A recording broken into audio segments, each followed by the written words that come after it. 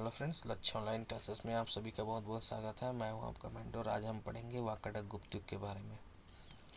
कहा जाता है कि दूसरी शताब्दी से 5वीं शताब्दी तक दक्षिण कौशल अर्थात छत्तीसगढ़ में कभी समकालीन वाकाटकों के तो कभी गुप्तों के प्रभाव क्षेत्र में रहा। तो या तो बोल कभी वाकाटक शासन किए, कभी तो गुप्त। ऊपर का क्षेत्र और नीचे का क्षेत्र। उत्तर भारत में जहाँ गुप्तों की तूती बोलती थी, वहाँ दक्षिण भारत में वाकाटक सिंह गर्जना करते थे। इन दोनों राजवंशों के अभिलेखों तथा मुद्राओं से सचन की उनकी उपस्थिति अप्रभावित रही है। गुप्त वंश के महाराजा धीराज चंद्र गुप्त द्वितीय की बेटी प्रभावती गुप्त का विवाह वाकाटक नरेश रुद्रसेन द्वितीय से हुआ था। तो गुप्त वंश के महाराजा धीराज चंद्रगुप्त द्वितीय की बेटी प्रभावती गुप्त का विवाह वाकाटक नरेश रुद्रसेन द्वितीय से हुआ था। तो यह पूछा जा सकता है प्री में, बहुत इंपॉर्टेंट पॉइंट है।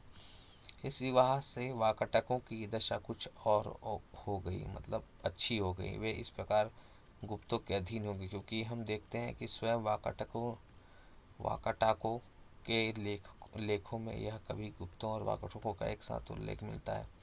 वाकाटक अपने को महाराज और गुप्तों को महाराजाधिराज कहते थे। सातवाहन साम्राज्य के पतन के पश्चात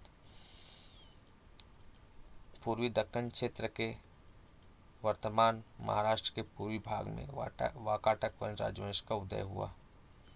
तो ये जो है जो वाकाटक कब उदय हुआ? सातवाहन साम्राज्य के पतन के पश्चात पूर्वी दक्कन क्षेत्र अर्थात वर्तमान महाराष्ट्र का पूर्वी क्षेत्र जो छत्तीसगढ़ के निकट लगता है,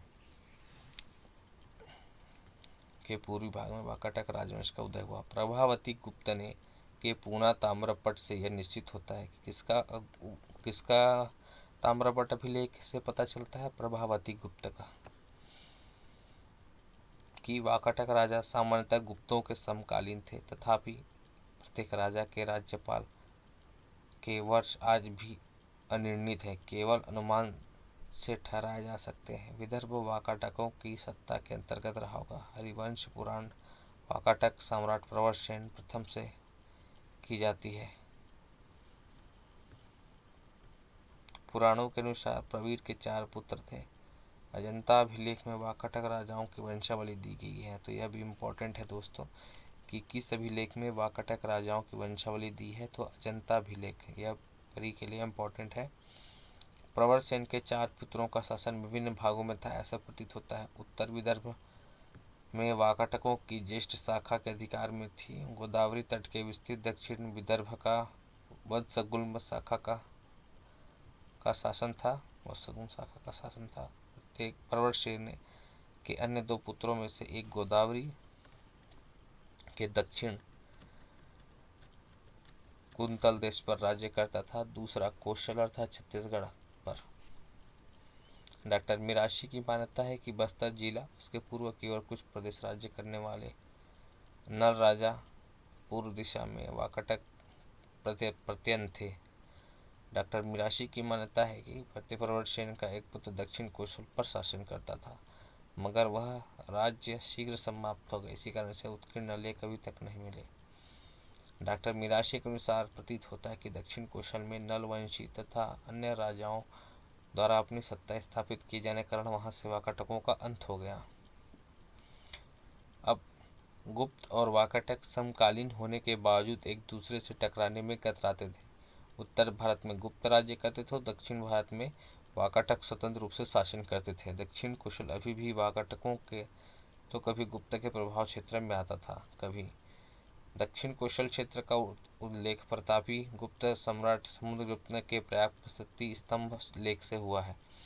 इस पर कोई तिथि दर्ज नहीं है। इससे समुद्रगुप्त के उदय के समय ही भारत की राजनीतिक स्थिति का ज्ञान होता है। लेख की 19वीं पंक्ति में उत्कीर्ण है, कौशलस्य महेंद्र महाकांतारक व्याघ्रराज कौराल कमष्ठराज, अर्थात कौशल के महेंद्र, महाकांतर के व्याघ्रराज, केरल के मष्ठराज प्रभृति सभी दक्षिणापथ नरेशों को पकड़ने तथा छोड़ देने और उन पर अनुग्रह दिखाने के फलस्वरूप उत्पन्न प्रताप से जिसकी महान समृद्धि और बढ़ गई। श्री राम गोयल ने लिखा है कि कौशल से तात्पर्य दक्षिण कौशल से है। मध्य प्रदेश के रायपुर, बिलासपुर, दुर्ग जिले, उड़ीसा के संबलपुर जिला तथा गंजाम कुछ भाग रहे होंगे। काशी प्रसाद जायसवाल ने महाभारत के आधार पर महाकांतार को वही प्रदेश बताया जो आजकल कांकेर और बस्तर है। तो यह पॉइंट जो है दोस्तों प्री के लिए बहुत इम्पोर्टेंट है कि कौशल के महेंद्र, महाकांतार के व्याघ्रराज और केरल के मष्ठराज प्रभृति, ये 3-4 जो राजाओं के नाम हैं वो बहुत ही महत्वपूर्ण है। भारतीय इतिहास में गुप्त काल को सुख, समृद्धि और संपन्नता का युग माना जाता है। कला, संस्कृति और साहित्य के इस युग में सर्वतो सुखी उन्नति हुई, इसलिए इस युग को स्वर्ण युग भी कहा जाता है।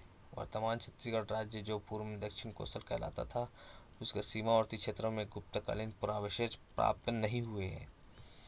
इसलिए इतिहासकारों का मत यह है कि इस क्षेत्र को गुप्त शासकों का प्रत्यक्ष अधिकार कभी नहीं रहा।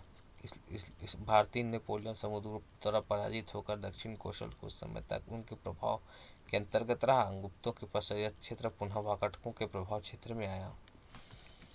वाकाटक नरेश नरेंद्र सेन 440 से 460 ईसा को कौशल नरेश तथा मिकल का अधिपति बालाघाट ताम्रपद में लिखा हुआ है। यहाँ से देखते तो ये मेन पॉइंट बहुत इंपॉर्टेंट है। वाकाटक नरेश नरेंद्र सेन 440 ईसा से 460 ईसा को कौशल तथा मेकल का अधिपति बालाघाट ताम्रपत्र में लिखा हुआ है। तो ये जो यहाँ पे बहुत इम्पोर्टेंट है, जो नरेंद्र सेन है कौशल और मेकल का अधिपति था, यह बालाघाट ताम्रपत्र में लिखा प्राप्त हुआ है। बस्तर अंचल का बहुत प्रतापी शासक था। उसने वाकाटकों को परास्त कर उसकी राजधानी से ताम्रपत्र जारी कर तत्कालीन राजाओं को अचंभित कर दिया। नरेंद्र सेन ने इसका बदला लिया। उसने नलों की राजधानी को भ्रष्ट कर दिया और उसे यह पोड़ागढ़ अभिलेख में यह लिखा है कि वाकाटक नरेश हरिसेन के अजंता गुफा अभिलेख से ज्ञात होता है कि कौशल, मेकल, कलिंग का कुछ भाग उस समय भी वाकाटकों के अधिकार में था।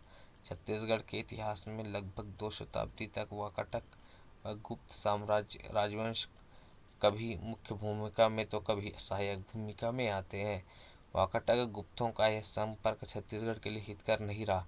यहाँ तक कि स्थानीय शासकों ने इस संपर्क से कुछ लाभ उठाया। वहाँ के इस इतिहास, कला, संस्कृति पर इसका प्रभाव राजनीतिक प्रभाव से अधिक पड़ा।